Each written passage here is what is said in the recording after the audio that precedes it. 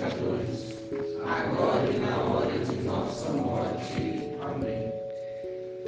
A rica liturgia de hoje, da festa de São Marcos Evangelista, traz consigo muitos sinais. E essa palavra sinais, ela acompanha de forma muito concreta o Evangelho de Marcos.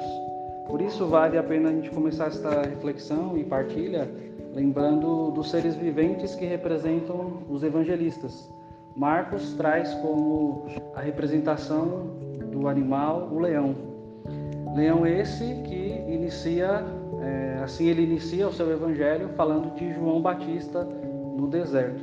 Só para contextualizar melhor esse sinal do leão que vai expressar tanto a figura de São Marcos, Mateus é representado pela figura do homem, Lucas o touro e João a águia. Todos esses animais estão lá em Apocalipse 4, 7 e a tradição da igreja ela vai sendo amadurecida. São Jerônimo quem aprofunda essa figura do leão também em Marcos. João Marcos começa o seu evangelho falando sobre João Batista que brada no deserto. Mas por que o leão seria então o sinal ou a figura de Marcos? Ezequiel é onde está essa resposta que diz que no deserto o leão que brada a humildade é aquele que vence. É o leão da tribo de Judá, é Cristo de pé. E a liturgia de hoje, o aspecto que eu trouxe para partilhar aqui também com vocês, é a dimensão da humildade, que nos fala a primeira leitura. Cristo de pé ressuscitado. E só fica de pé e ressuscitado com Cristo aquele também que se abaixa em humildade. Eu pensei em trazer alguns aspectos de São Marcos. Metade afirma uma coisa e a outra metade discorda. Então, Marcos viu Jesus ou não viu Jesus? Tem uma parte da tradição que diz que a casa onde Jesus celebrou a última ceia era a casa da família de São Marcos, né, que era um menino, o mesmo menino que estava no Horto das Oliveiras e fugiu nu quando arrancam um lençol, quando vão prender Jesus. Parte da tradição vai dizer isso e outra parte diz que não, que Marcos não chegou nem a ver Jesus. Mas deixemos esse assunto para teologia, né? Um aspecto muito importante, e aí esse sim marca muito a vida de São Marcos, é que São Marcos foi discípulo de São Pedro. São Pedro que só sabia o seu aramaico um tanto quanto quebrado como pescador e precisava de alguém que traduzisse também as suas missões, as suas cartas, as suas mensagens. E São Marcos então passa a acompanhar São Pedro.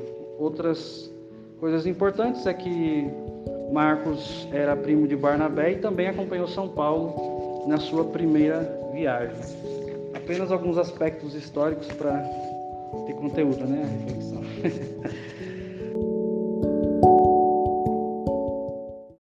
A primeira leitura de hoje nos diz: revesti-vos todos de humildade, Deus resiste aos soberbos. Como eu iniciei falando, é a humildade que nos mantém de pé.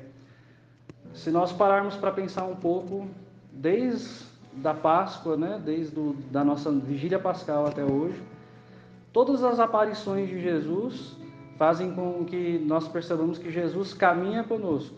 Jesus é confundido com um jardineiro, Jesus caminha com os discípulos de Emaús, que de forma até um comentador diz soberba, né, dizem, só você é forasteiro aqui e não sabe o que aconteceu. Jesus também que é desconfiado por Tomé, Jesus que aparece aos discípulos na praia e eles demoram para entender que é o Senhor. Estamos falando de Cristo ressuscitado, mas que caminha conosco. E caminha conosco nas nossas fraquezas.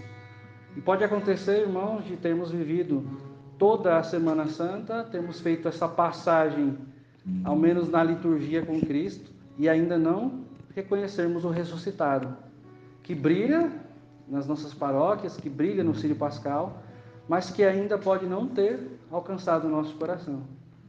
Jesus, nas suas aparições e ressurreição, quer a nossa humildade para reconhecê-lo. São 3 aspectos importantes da liturgia de hoje. O primeiro é essa humildade, porque Deus resiste aos soberbos.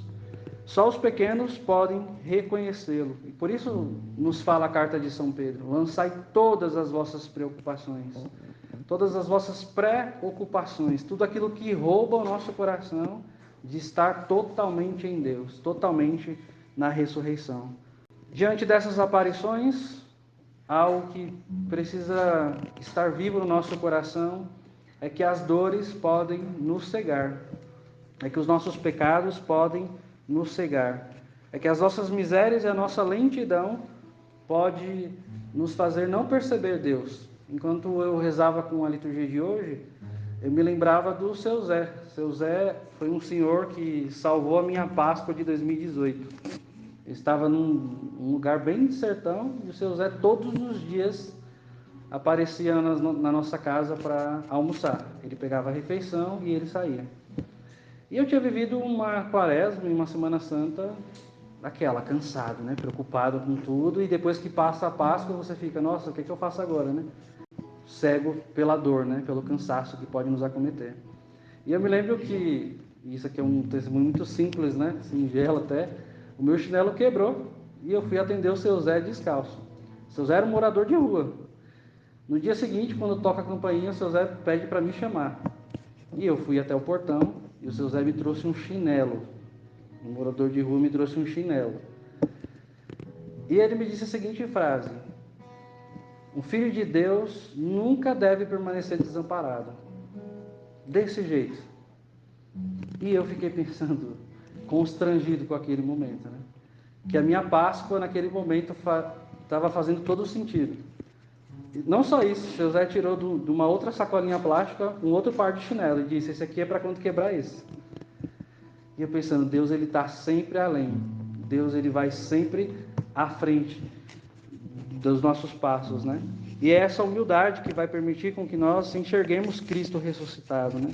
Nós estamos falando de um mistério, de um Deus apaixonado. E não corramos o risco de vivermos os nossos ritos, as nossas festas, tudo que nós vivemos na paróquia, sem enxergarmos esse amor apaixonado de Deus. Um amor apaixonado que desce, e desce, e desce. E diz Santo Agostinho que, não tendo mais como descer, Deus também quer nos elevar como ressuscitados. Por isso nos chama a estarmos de pé. E por isso os nossos pecados, as nossas fraquezas não devem ser o centro e nem o trono das nossas vidas. Ninguém aqui é perfeito, todos nós temos os nossos limites, não só na vida comunitária, mas nos nossos pecados que só nós e Deus conhecemos, nas nossas maldades, nas nossas sombras, mas ainda assim elas não devem estar no centro dos nossos corações. É esse Deus conosco que se abaixa para nos encontrar. Esse primeiro aspecto da humildade, ele vem acompanhado de um segundo, que é esse amor de Deus apaixonado. E o tema do amor de Deus, para nós, ele não pode nunca soar apenas como algo querigmático, como Deus que ama, e a gente pensa nisso como algo de um primeiro anúncio, onde nós nunca mais escutamos. Muito pelo contrário. Nós precisamos experimentar desse amor de forma muito concreta na vida dos irmãos, nos sacramentos, em tudo que nós fazemos. Todas as dificuldades e as coisas do dia a dia, elas acabam por ser secundárias quando nós colocamos elas diante da ressurreição do Senhor. E aí sim, com o salmista, nós poderíamos dizer, né? Ao Senhor eu cantarei eternamente o vosso amor. Seja qual for a nossa missão pessoal, seja qual for os chamados que o Senhor nos faz neste tempo, cantar eternamente o amor do Senhor. E por fim, o Evangelho de São Marcos nos diz que o Senhor os ajudava e confirmava com sua palavra por meio dos sinais que o acompanhavam. A humildade, o amor de Deus e os sinais de Deus. São esses sinais que nós não podemos perder de vista. São os sinais que Jesus explica aos discípulos de Emaús. São os sinais do ressuscitado que aparece para todos os apóstolos e aparece de novo por misericórdia a Tomé. São os sinais de chamar Maria Madalena pelo nome e ela o reconhece. Um convite que a liturgia de hoje nos faz, através da festa de São Marcos, o humilde leão que ruge nos nossos desertos, é reconhecermos novamente os sinais. Porque procurai entre os mortos aquele que está vivo. Reconhecer os sinais de Deus, que são pequenos, que são simples, que nos fizeram começar um dia aqui, que nos fizeram dar o primeiro passo, que nos fizeram nos apaixonar pela igreja. E não tem homem, não tem fraqueza nenhuma que nos roube isso. Nada pode nos separar do amor de Deus. Além desses sinais, tomarmos cuidado com aquilo que pode nos cegar no caminho. A soberba, a autossuficiência, as murmurações, ou viver parado diante dos túmulos vazios das nossas vidas, procurando o Senhor onde Ele não se encontra mais. Deus se revela com uma face sempre nova, e toda vez nova. E essa é a pergunta que a liturgia de hoje nos faz antes mesmo de nos enviar. Quais são os sinais da ressurreição do Senhor na nossa vocação? Porque o Senhor nos dá um mandato de ir anunciar, mas nós só podemos anunciar um amor que nós experimentamos. Nós só podemos dar aquilo que nós temos. Nós só podemos transbordar aquilo que verdadeiramente está vivo nas nossas vidas. E aí depois todas as coisas elas são secundárias. Elas compõem o nosso caminho, mas elas não são o caminho. Jesus é o caminho, a verdade e a vida. E foi por esse Jesus que São Marcos se apaixonou até o martírio. Foi por esse Jesus que São Marcos deu a vida e transmitiu com tanta autenticidade os feitos do ressuscitado. Peçamos ao Senhor neste dia que faça de nós sinais de esperança, de anunciarmos a esperança aos corações que esperam o nosso sim. Gostaria de convidar aqueles que desejarem também a fechar os nossos olhos e, diante da presença do ressuscitado que passa pela cruz, do Senhor que nos chama à humildade, a reconhecermos o seu amor apaixonado, vamos pedir a Deus que renove hoje, de forma muito simples no nosso coração, a graça de enxergarmos os sinais na nossa vida, os sinais no nosso coração, como São Marcos, como João Batista, como João Paulo II, Teresinha do Menino Jesus e tantos outros, nos apaixonarmos pela simplicidade de Deus que se revela através dos seus sinais.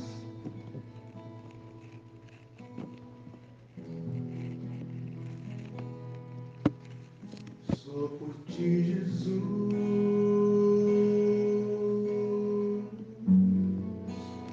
quero me consumir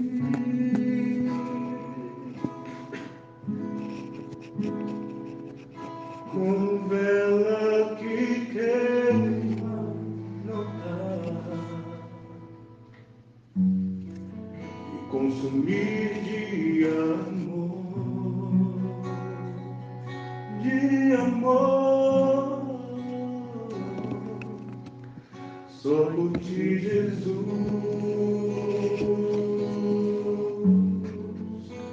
quero me derramar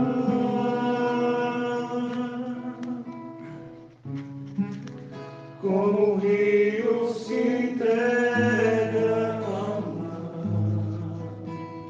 e derramar de amor.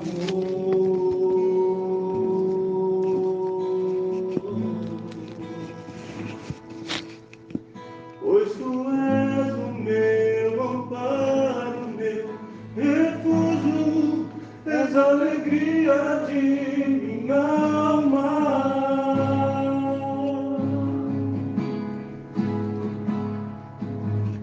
Só em ti repouso